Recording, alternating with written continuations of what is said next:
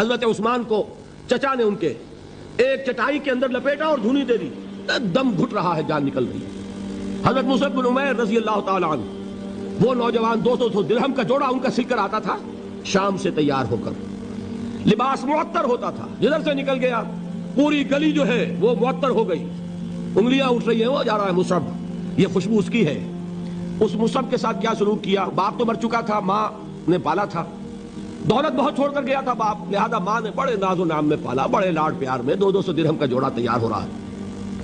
لیکن یہ کہ آپ کو معلوم ہے عرب کے اس معاشرے میں عورت کی کوئی حیثیت نہیں تھی، ماں کا اختیار نہیں تھا، چچا تھا سربراہ خاندان کا۔ چچا نے کہا مصعب اگر تم نے اپنے باپ کا دین چھوڑ دیا ہے تو باپ کی دولت پر بھی تمہارا کوئی حق نہیں ہے، نکل جاؤ گھر سے۔ اس نے یہ سوچا تھا کہ مصعب کے ہوش ٹھکانے آ جائیں گے، دن میں تارے نظر آ جائیں گے، ناز و نام میں پلا ہوا، گھر سے نکل کے جائے گا کہاں، یہ سارا نشہ جو ہے توحید کا یہ حیران ہو جائے گا۔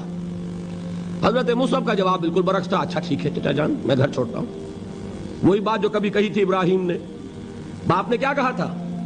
واجرنی ملیہ، جاؤ چلے جاؤ، دفع ہو جاؤ میری نگاہوں سے۔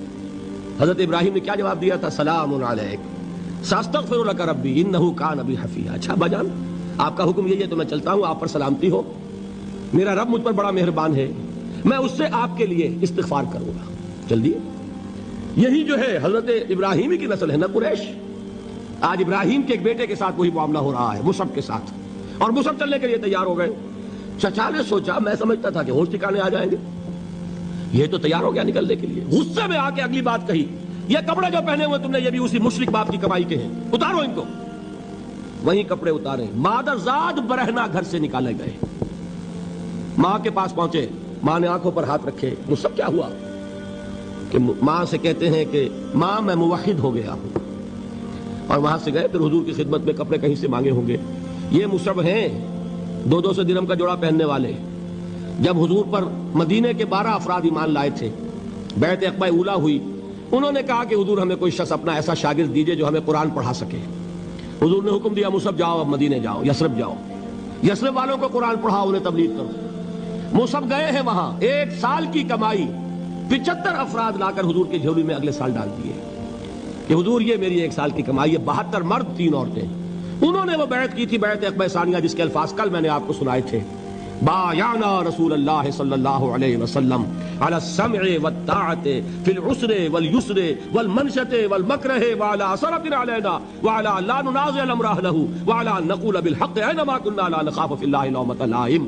یہ 72 مرد تھے مدینے کے جنہوں نے یہ بیعت کی، پھر انہوں نے ریکویسٹ کی کہ حضور اب آپ ہمارے ہاں تشریف لائیے، ہم اگر یہ مکے والے وہاں حملہ کریں گے تو ہم آپ کی حفاظت کریں گے جیسے کہ اپنے اہل و عیال کی کرتے ہیں۔ بہرحال وہ مصعب بن عمیر ہیں جو غزوہ احد میں شہید ہوئے، اور جب شہید ہوئے تو ان کے جسم پر صرف ایک چادر تھی۔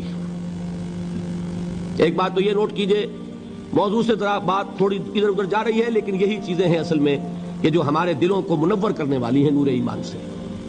وہ علم بردار تھے غزوہ احد میں، جھنڈا مسلمانوں کا ان کے پاس تھا، ایک ہاتھ پر ایک شانے پر وار پڑا، ہاتھ کٹ گیا، دوسرے سے تھاما، دوسرے پہ کٹ گیا، اب دونوں حصوں کے بچے ہوئے ٹکڑوں سے جھنڈے کو تھاما، گرنے نہیں دیا، یہاں تک کہ شہید ہو گئے۔ گرے ہیں تو جھنڈا گرا ہے، شکل میں حضور سے بہت مشابہ تھے، خبر اڑ گئی کہ محمد شہید ہو گئے صلی اللہ علیہ وسلم۔ یہ مصعب بن عمیر کا واقعہ ہے۔ جب ان کو اب دفن کرنے کا وقت آیا، اور شہید کے لیے کفن جو ہے اس کا وہی لباس ہوتا ہے جو شہادت کے وقت ہو، حضور کے سامنے ایک پرابلم پیش کیا گیا، حضور مصعب کے جسم پر تو ایک چادر تھی، اور وہ چادر بھی اتنی چھوٹی ہے، یعنی 2 گز کی چادر بھی نہیں ہے، اس سے اگر سر ڈھانپتے ہیں مصعب کا تو پیر کھل جاتے ہیں، پیر ڈھانپتے ہیں تو سر کھلتا ہے، کیا کریں؟